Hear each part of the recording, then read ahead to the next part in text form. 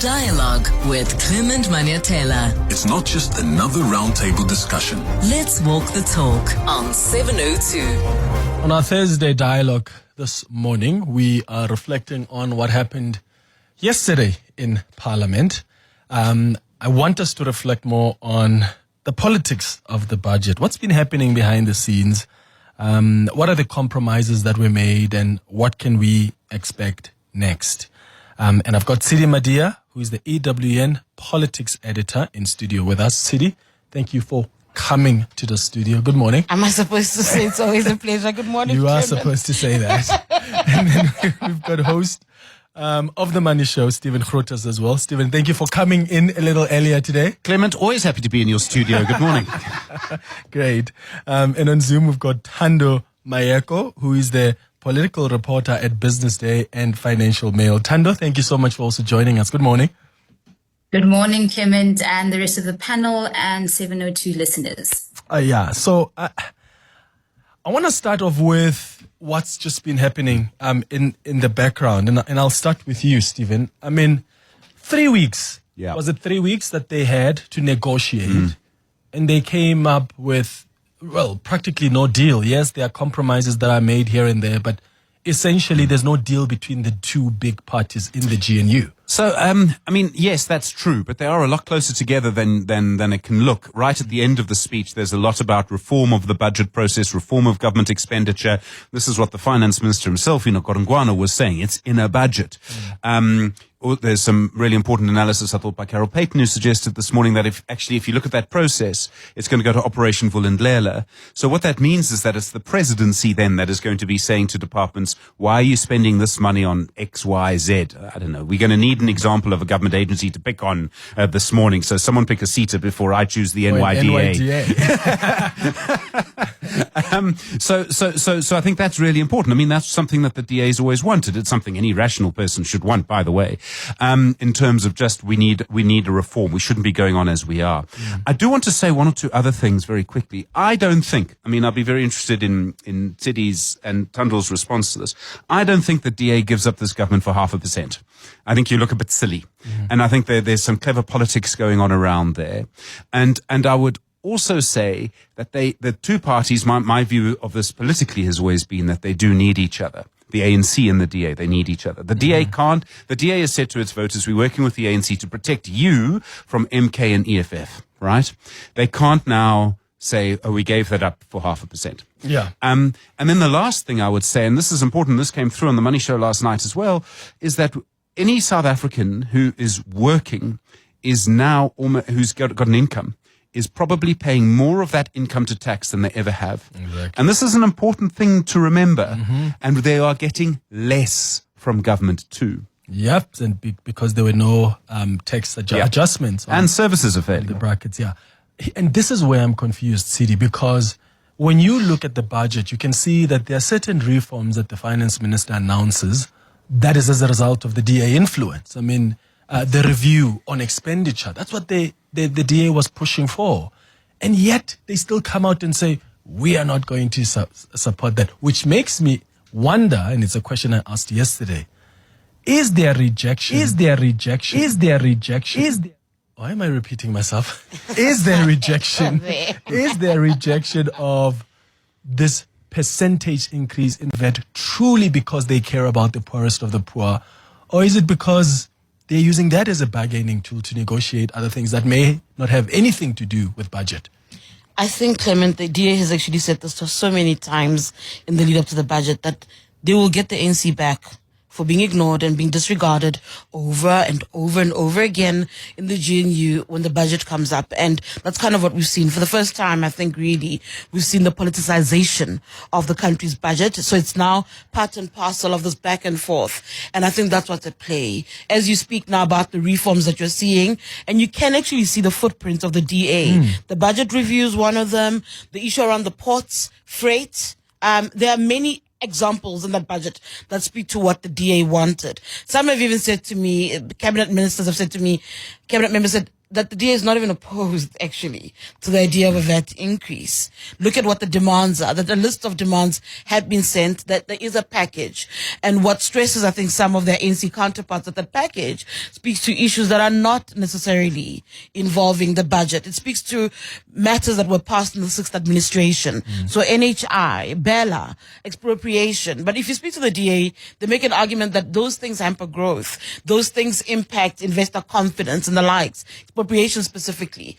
But it goes back to that issue where in the government of national unity, where the DA kind of almost disregards all the smaller parties and says, actually, this is a grand coalition, if we're being honest. It also wants to see some wins.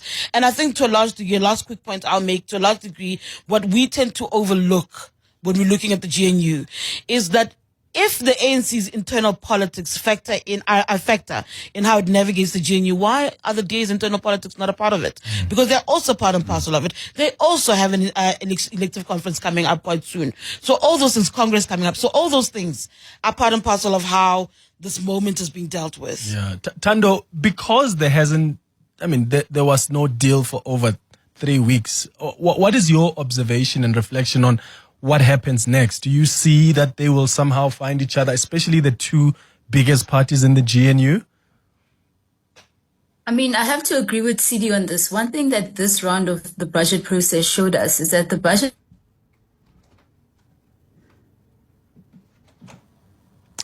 Did we lose Tando? is definitely Go ahead. decided by the politicians. It's not decided by smart people only at the Treasury with their financial models that no one understands except them. What happens next really is enough. Okay, there's something wrong there. There's something wrong there with Tando's line. We'll try and sort that out. I want to move to something, Stephen. The conundrum for the African National Congress. I interviewed Mdumiseni Ntuli. I think last week we interviewed Mdumiseni Ntuli and I asked him about South Africans are saying we can't afford an increase in VAT, whether it's a 0.1%, whether it's a 0.5%. Then he said, and we agree with South Africans, we can't take away SRD and we can't do a VAT increase. I interviewed Gwede Mantashe last week or so as well, and he said, well, VAT is not about just for the poor. And then I interviewed Zuko Godlimpi, who's the head of the ANC's economic transformation. And he said, well, as the ANC, we understand that there must be tax adjustments as long as that they are not punitive. Yeah. But when you ask them, what does punitive mean? When South Africans are telling you even a 0.2% is punitive to them. What is the ANC facing now? Does this have political consequences? Because based on the listeners who were calling in on the open line today and yesterday, they're saying this is the ANC showing them the middle finger. Yeah. So, I mean, there are quite a lot of things to it. And I mean, one of the fundamental things about money is that our politics is often about what people want. Our money is the situation as it is. So you can say, and we can all say, and we can all agree that there should be a basic income grant. Fine. I want a basic income grant for everybody. It makes me sleep better at night. But that doesn't mean that I can pay for it. And it doesn't mean that you can pay for it. It has to be paid for somewhere. And I think what this is a much bigger theme that's going to be unpacked over the next 5 years, which is how democratic can this process be? And let me just put this to another way. There's another thing that we never really discuss in our politics. We talk about inequality all the time, and so we should. But we don't talk about generational inequality. My children have to pay for the debts that I'm racking up in government, right? Why? If I were my children, I would be, but Dad, why must I pay for what you've done? And that's what we've created, by the way. The debt is huge. It has to be paid back. It's 22% of the budget paying, interest. It's the biggest item. Now, if we don't get on top of that, we've got trouble. And the trouble, by the way, is unbelievable. We're talking about high inflation. We're talking about a currency that's got no value. You're literally talking about, food riots in the streets. Okay. That's Venezuela. That's what happens when you get this wrong. So what do you have to do? Well, you have to do what anyone does when they're in debt. You have to pay it back. And where do you get the money from? Well, you spend less on yourself and you spend more on paying it back. And that's what South Africans are being asked to do. Now we can argue and shout and scream and say we don't want to do it. I don't want to do it. I don't want to pay more tax than I've ever had to pay in terms of my income. But there is no choice, because otherwise it's my son and my daughter's problem, and I don't think that's fair. And I'm fairly certain that they'll have a view on the matter too. Yeah, and I said, Tshidi, just yesterday to the listeners that we are essentially also paying the price here for the ANC's failures. We're paying the price for corruption. We're paying the price for the mismanagement of the economy. We're paying the price for an ANC that really didn't implement reforms that could grow the economy and create jobs and expand the revenue base. That's us right now paying that price. I keep nodding, as you say, and vehemently, because that's the sentiments that everyday South Africans feel. Yesterday, when the minister opened, he apologized, obviously, about what happened last month. And then he speaks about how we've had the stagnant economy for 10 years. And I tweeted just that, and I was surprised by the responses on my social media, where everyone's like, and who's to blame for that? Who's failing to come up with the creative requirements? Whose imagination is failing to come to the party? Who's been in charge? Who's Leadership responsible? is failing. Where is the leadership that's able to drive us through this? Why are we okay saying we've been stuck with an economy that's where it is to date? And so that's part of the problem. Is it's all good and well for all of us to sit and to diagnose a problem, but you've been tasked with leading us past this issue, and you don't. You know, back in the day, and I think both of you would know this, when we speak about ANC's conferences and what's gone wrong in the ANC, people always give the ANC great credit for being able to diagnose itself. Yeah. It's so good at looking at a problem and going, you know what, the problem is A, B, C, D, E. What's that That's report not the the issue. SG of the ANC works on? The diagnostic report. Diagnostic Yes, report. the secretary report. Everybody still refers to that 2017 report from Gwede Mantashe, and you're like, but what did you do About it? And so they apply the same principle when it comes to governing the country. And the issue there is that it's not about the ANC. It's about the rest of us. It's about the generational issue that Stephen's raising. It is about the price of bread. It is about how you function. I mean, one of the things I was really happy to hear about actually in the budget was the targeted approach towards the issues of transportation, because part and parcel of what's gone wrong really is you have a public transport system that isn't working. And if you're going to mitigate the impact of everything on the poor and the low income earners, you need to actually think about that. Then I said to myself, but wait, if you speak about the importance of restoring rail, you don't speak to us about crime, which means that we'll actually find ourselves right back here, because you're not factoring those things in either. So you worry about that, like the imagination that needs to take us forward.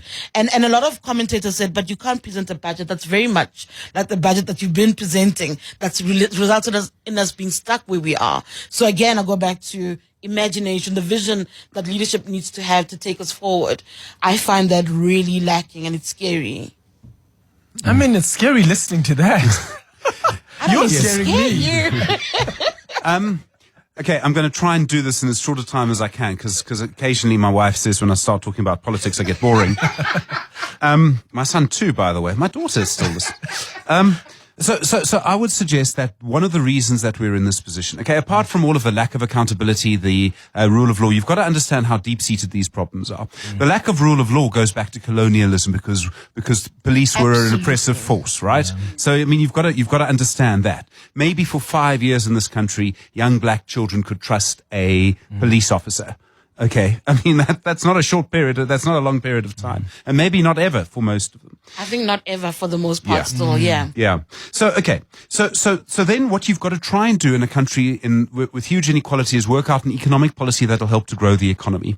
You've got a large people who've been formerly oppressed. So now you say to them, we have to compete with China, and to do that, and in China, you have dormitories next to factories, right? People don't live somewhere, they live in the factory. Would South Africans accept that? I'm not convinced that they would. Any political party that went out and said we're going to win votes by doing this would not do very well. So what does that do? It makes us uncompetitive. So what is government's response? Government's response was, it's a completely rational and human response, by the way, the Labour Relations Act. Okay. But that means then that people don't want to hire someone, because then they can't fire them if things go wrong. So, and I mean, I'm oversimplifying a very complex problem here. What I'm trying to say is that our politics is fracturing. We're going from the ANC to lots of different parties representing smaller groups. The reason we never really saw that was because our politics was dominated by race for so long because of colonialism and apartheid. Now the true diversity of our country and what people want is coming to the fore in a much bigger way. And that explains, by the way, Umkhonto weSizwe, the United Democratic Movement, the organizations you see in Limpopo, the Bushbuck Ridge Residents Association. It explains parties like the AIC around Matatiele, all of these things. But now, someone has to cobble all of these groups together and say, agree on an economic policy. Even if you just had the leaders of the political parties in parliament and locked in a room and said, agree on an economic policy, they can't do it. So that's really the problem that we have. So, Tando, we've got you back now. I don't know how we then get everybody else to agree, because also in the GNU, you've got parties that are also trying to prioritize the interests of their constituencies, because you're not just there to serve all of them. The LA. So, and again, goes back to the question I asked, Tando, what happens next? Do you find that these parties will find each other in your observation? Me from this budget is that there are no outright winners, but the biggest losers. Okay, we tried. It's The Dialogue with Clement Manyathela. It's not just another roundtable discussion. Let's walk the talk on 702. 25 after 11 o'clock. Apologies for just the quality of that line with Tando Mayeko, who's the political reporter at the Business Day and Financial Mail.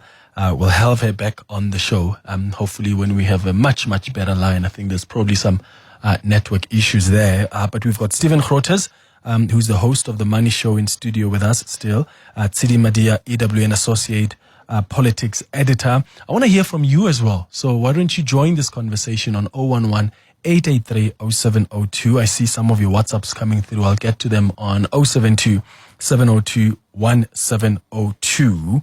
Now, Tshidi, you spoke about the issue of rail and transport. And here's where my confusion is whenever I hear that. Transnet needs money to implement its reform agenda, whatever you want to call it. I had the transport board chairperson on the show a couple of weeks ago, and he said it's practically impossible. This is a new board that's got new ideas. There's a new management. For that to succeed, for PRASA, that needs money. But also you don't want to get into the habit of giving SOEs and bailing them out. So where do you even strike that balance? I don't think that, well, in my reference around where you strike the balance, let me go back to cabinet. Maybe if I answer it this way. Part and parcel of what had to be negotiated is obviously every cabinet member has a portfolio to look after. And at the end of the day, they have a party and a constituency to go back to say, look at what we've done. And part of the argument around the cuts, from my understanding, is that if you agree to cuts, let's say with infrastructure, what do you then, how does that impact the bigger project, right?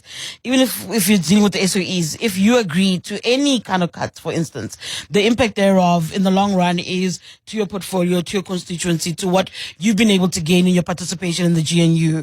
Think about basic education, I think. Siwe Kochube has been saying she wants teachers. I think there's been some allocation, but I don't think it goes as far as it needs to go, right? Again, the argument then in the room becomes, okay, if you want ABCDE, when we look at the broader picture, where do we cut in order to give you what you want? And that's a conversation with everything, including the issue around PRASA, whatever it is. I think the PRASA issue for me is what the DA wants as far as Western Cape is concerned. As far as, I think from my understanding, Stephen, you might correct me if I'm wrong, but they want some level of control over their own rail lines, freight space in that area. And I think from what I understand that is in the pipelines, but you can't get to those things now. And I think that's part and parcel of where we are stuck in general. Politically, that's a bit risky to have the Western Cape take control of that, because they're going to invest a lot of money in sorting it out. And imagine the voters in South Africa who see that and say, if the Western Cape can run their trains, public trains properly, what stops you from running them here? Well, what does stop the ANC from doing it properly? I mean, to be honest. That's the difficulty, rather, guys, of being in bed with your opponents, isn't it? They do need to push in order to try and show a so-called DA difference. The ANC does need to push against that. But in exchange of that, then you need to then be able to provide those services. And that isn't there. And that's also one of the reasons why they are stuck. But again, I say to you, based on the inputs, at least from some of the cabinet members I've spoken to, that but these things are in the pipelines. If you look back at the 6th administration, that there is a way towards that. Sure. But anyway, sure, Stephen, sorry. No. I mean, I think that's right, and that is going to continue. I'm sure there'll be a court case or two along the way, Tshidi, because that's how it is. Just a quick comment on Transnet, which is different. In terms of the money, I mean, it's going to come from the private sector. I mean, let's be clear. What that does, though, is that because the private sector, because the office is then going to come from Operation Vulindlela, and that the private sector is going to agree to binding contracts on both sides, by the way. Privatization, the role of the private sector is growing more than it's ever been in the history of South Africa as a nation state. You'd have to go back to, I think, the Republic van Transvaal to try and see things like that, what we're seeing now. That's not necessarily a terrible thing. I mean, we can argue about it, but it is happening quickly, and it's happening without much discussion, is my point. And I worry a little bit about that. But because these contracts will be signed, it is now much more likely that it will actually happen, because government spending on infrastructure, I can go back to watching Thabo Mbeki give a State of the Nation address, okay? Along with the poetry was investment in infrastructure. And where is it? We still don't see it. My point is that now, because it'll go through Operation Vulindlela, and because the private sector and the government have to sign binding contracts, there's a chance that we will actually see it, and that's a really big shift. Yeah, I'm looking forward to that, especially because I'm very excited and encouraged with Operation Vulindlela and the green shoots that we've seen through that. Quickly, Tshidi. I wanted to say that I, as much as I'm excited about Operation Vulindlela, part of me feels a little bit aggrieved, because in order for reforms and for things to happen, they've got to be moved in that particular direction. It's almost like creating a super presidency, a parallel structure to a government that exists, a bloated one, be that me.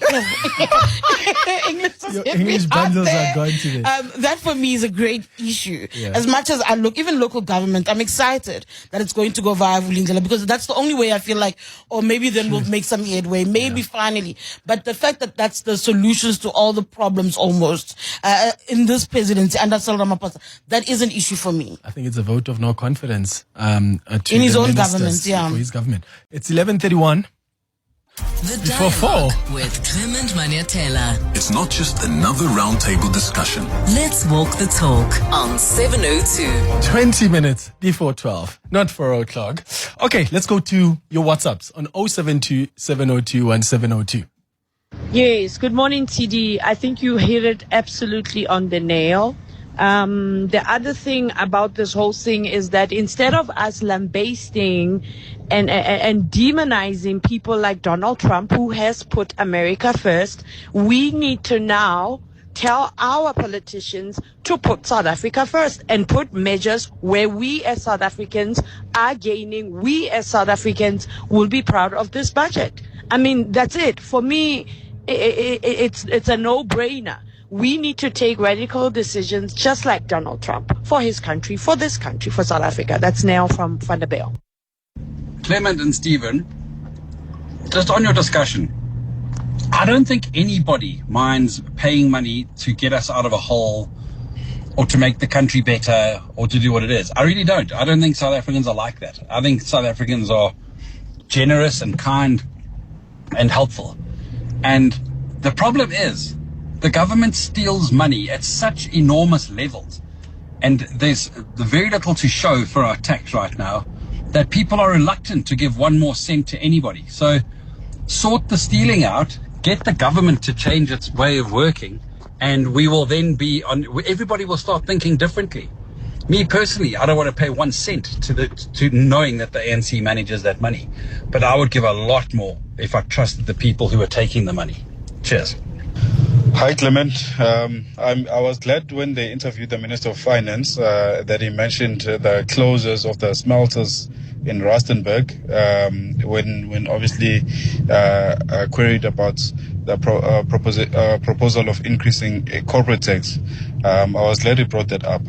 But even in so bringing that up, I think one of the, we have whole industries. The smelter business is currently closing down in South Africa because we are simply not able to compete with China at the moment. But we have the upper hand of the minerals on our side. So I mean, I don't understand why we actually don't use that to our advantage and actually add taxes on exporting raw minerals outside. I mean, we have the bulk of the commodities here. Well, in terms of chrome, put tax on that. Let that money go back to the fiscus, or let that money go back into subsidizing the smelters business and whatnot. You keep more people in jobs. There's more people paying tax. There's just more tax or more money for the government. I don't understand why we don't do that. Thank you. Yeah, every time I hear people talk about the value of our raw minerals, I always think beneficiation. You've been a political reporter for so longer than us, Stephen. Yes. I'm sure back then the ANC was talking about beneficiation. And are we there yet? No. We're not. And starting those industries takes a long time, by the way, and a lot of money. Yeah. Huge amount of money. And electricity. Yeah, which we don't sort of have, but do we? Sort of there. Okay, so I'm getting a lot of messages on the WhatsApp line from people who say, why is it that when government looks at where to cut, where to save money, they never look within? Deputy ministers, ministerial handbook, do you review that? The benefits, houses. Yes, that's not going to give you 60 billion rand or 50 billion rand, but it's going to give you something. So why is it that when you're looking at cars, you go to what really affects South Africans and not so much you as politicians? You continue to live fancy lives. Look, it's a classic case of the people who make the decisions make it to suit themselves. Let me give you an example. This is a report from Currency News about Johannesburg, right? So, for example, a company that was supposed to sort out fire stations for the city of Joburg, they paid for 20 of them, right? Only 12 arrived. When they then had to go and get the money back from the company, that's in liquidation, so you're not getting the money back. They went to go and look at the official. This was then a News 24 report. The official that made the decision didn't do proper diligence, and they got a warning valid for 12 months, the forfeiting of 10 days' salary, and not being eligible to act in a higher position for a year. So they broke all the rules, and their only real punishment was to lose 10 days' salary. Now, there's no company I know of in South Africa that would do that, right? So why does that happen? And that talks about a culture of governance. And you see it, by the way, across the board. Yes. I mean, when there was a coalition, when the IFP was last in a coalition in Joburg City, remind me, I think they might still be there. I can't remember. They are still there. Yes, they basically got the Joburg Roads Agency. They got positions there. So it's about that. And that's where your money goes. And that's why, and to your first WhatsApp voice note, that's why we're paying more. Yeah. I want to tie in a few things very quickly based on just this question now about why don't they ever look inward? I think that's also where you lose social capital, right? And you lose favor as government, is that if you are seen, right, to be trying, even within yourselves, even if it's replacing where there are 2 deputies to 1, it might be a long-term to reform, but actually South Africans will go, shame, they're trying something. And that's what often fails, is that you don't see that. And I think somebody mentioned, there was a WhatsApp voice note that said, South Africans are friendly and will be willing to give a cent, but you can't do it with a corrupt government. And it made me think about the same issue arose with the SONA, where the question was, what do you think the president will say? And it didn't really matter because there's a credibility crisis. It doesn't matter what budget is put there. And until you gain some social capital as government through your actions, you remain with a trust deficit, with a lack of, with a credibility crisis where it doesn't really matter what you do. To South Africans, you're not doing anything. And you're not even trying to also be uncomfortable like the rest of us and trying to find a forge away, a path forward. That's part and parcel of the problem. So the blue lights remain, the big houses remain, and then I think it was they get free electricity or whatever the issue is, generators, all of that, and water, all of those things that affect day-to-day people. You remain completely prevented. The president was shocked just the other day seeing what Joburg CBD looks like. That's the rest. I don't know about you, but it's my reality every day. So it's those kind of things that South Africans look and say, but this government is unaware of who and what we are as a country. And I feel like, Stephen, government doesn't realize that trust deficit also affects revenue in tax, right? Yeah. Because trust is an important element. I mean, that person says, I don't want to pay any tax, knowing where it's going. So trust is important in getting people to actually pay their taxes, which does what? Brings you additional revenue, which is what government needs. And let me just sketch out how serious this is becoming. So if you look at South Africa, right, and you look at what people do when the government services don't work. So first they set up their own self-protection units in informal settlements. That's the first thing they do. Second, you find that in suburban areas they pay security companies to do it, right? What should really be happening is a wealth transfer from the rich to the poor to pay for security for everybody through the police service. But that's broken down. You have communities where they'll now pay for their own roads to be repaired. Now, that's fine. I have no problem with that, by the way. I applaud them for doing it. But it means that in some areas in the same city, you're going to have no road, and in some areas, no potholes. Now, what does that say about our society?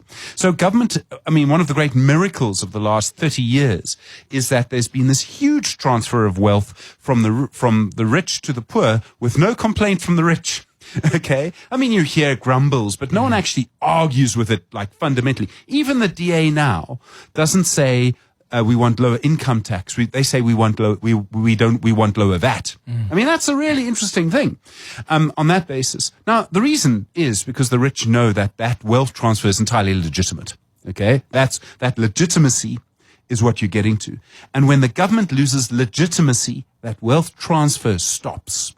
And when that wealth transfer stops, there is no reason for anyone who is poor in this country to accept life as it is. And then what happens? Yeah. 12 minutes now before 12 o'clock. When we come back, we'll look at what happens now. Are the numbers going to number when the voting has to happen?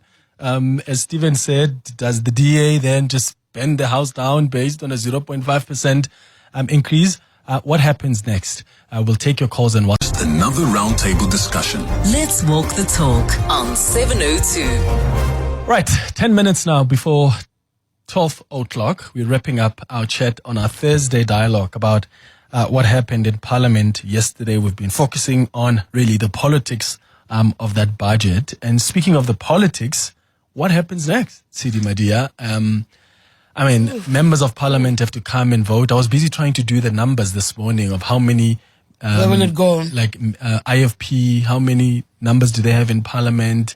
The PA, combining it with the ANC. Are the numbers numbering? They're Are they not bending? numbering. No, they're not. The ANC is going to need the DA, or they're going to need the EFF, or they're going to need the MK party, and they're not going to get those. So what happens? That's the beauty of our democracy, I suppose, that at some point reality will bite. The ANC will have to contend with the fact that actually you are a 40% party.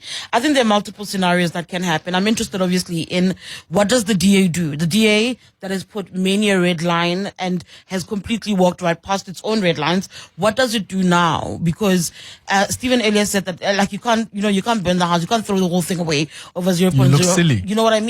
But also internally, what has been interesting for me is people saying the DA actually doesn't say in those meetings that we're leaving if you don't. It doesn't say them. They might come via outside, but in those meetings, it doesn't say, well, we're walking away, which is very interesting. But I also think that what they do next is important. And also the DA has put itself up as a party that has been trying to block an EFF and an MK from coming to the fore and working with the ANC. So you've also put that responsibility on your shoulders. On the ANC's part, I think the ANC is kind of willing to see where this play ends, because they also are like, well, we can't ask for the DA to walk away. I think that February 19th meeting was so heated. Then there were people who would have wanted to see the DA leave. They're like, now we'll just sit and wait and see what they do.